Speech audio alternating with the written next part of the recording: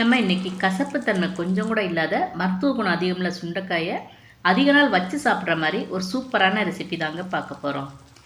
ஏற்கனவே சுண்டைக்காயை வச்சு நம்ம சேனலில் சுண்டைக்காய் வறுவல், கிரேவி, சட்னி, பச்சடி, குழம்பு, வத்தல்னு நிறைய ரெசிபிஸ் வீடியோ போட்டிருக்காங்க. அந்த வீடியோட லிங்க்கெல்லாம் கீழே டிஸ்கிரிப்ஷனில் தான் இருக்குது.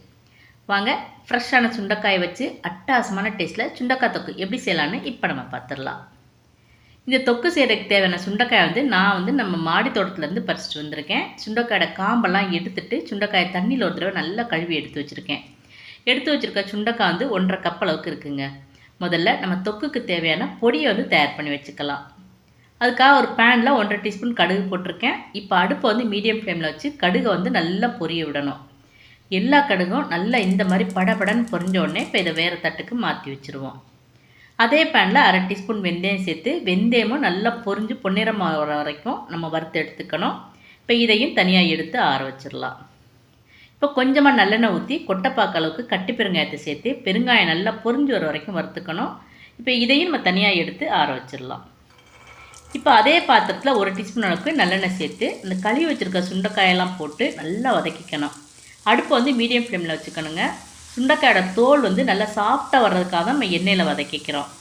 சுண்டைக்காயோட தோலோட கலர் நல்லா இந்த மாதிரி மாறி வந்த உடனேயே அடுப்பை ஆஃப் பண்ணிவிட்டு காயை நல்லா ஆற விட்டுக்கலாம்.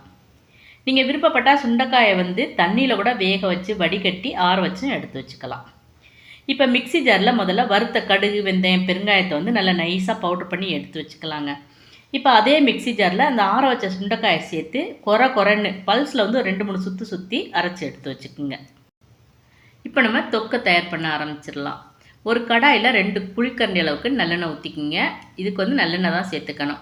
இப்போ எண்ணெய் நல்லா சூடான உடனே 1/2 டீஸ்பூன் கடுகு சேர்த்துக்குங்க.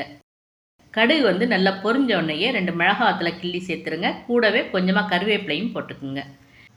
இப்போ அடுப்பை சிம்மில் வச்சுக்கலாம். இப்போ இது கூட 2 டீஸ்பூன் தனி மிளகாத்தூள் சேர்த்து 2 கிளறி அந்த மிளகாத்தூளோட கலர் மாறுறதுக்கு முன்னாடியே அரைச்சி வச்சுருக்க சுண்டைக்காய் எல்லாத்தையும் இது கூட சேர்த்துக்குங்க. இப்போ இது கூட 1/2 டீஸ்பூன் மஞ்சள் தூள், 1 டீஸ்பூன் அளவுக்கு கல்லுப்பெல்லாம் சேர்த்து நல்லா கலந்து விடுங்க. நம்ம சேர்த்த மிளகாத்தூள், சுண்டைக்காய் எல்லாம் நல்லா ஒன்று சேர்ந்து வர மாதிரி கரண்டினால் நல்லா கலந்து விட்டுறணும்.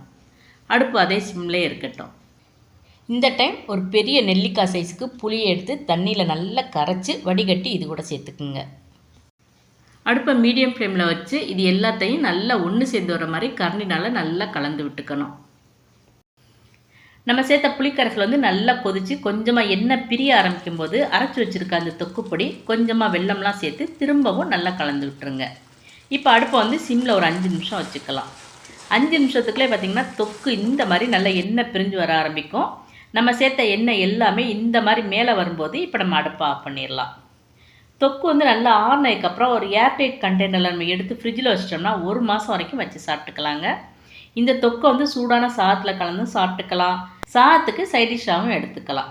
ரத்தத்தில் சர்க்கரையோட அளவை குறைக்க உதவும். அதே மாதிரி குடற்புழுக்களை அழிக்க உதவுற இந்த ஆரோக்கியமான இந்த சுண்டைக்காயை வச்சு தொக்கு நீங்களும் இதே மெத்தடில் ட்ரை பண்ணி பாருங்கள். டேஸ்ட் எப்படி இருந்துச்சுன்னு மறக்காமல் கமெண்ட் பண்ணுங்கள். இந்த ரெசிபி உங்களுக்கு பிடிச்சிருந்ததுன்னா உங்கள் ஃப்ரெண்ட்ஸுக்கும் மற்றவங்களுக்கும் ஷேர் பண்ணி விடுங்க. மறக்காமல் நம்மளோட ஃபுட்ஸ் ஆஃப் இந்தியா சேனலை சப்ஸ்கிரைப் பண்ணிடுங்க. தேங்க்ஸ் ஃபார் வாட்சிங்.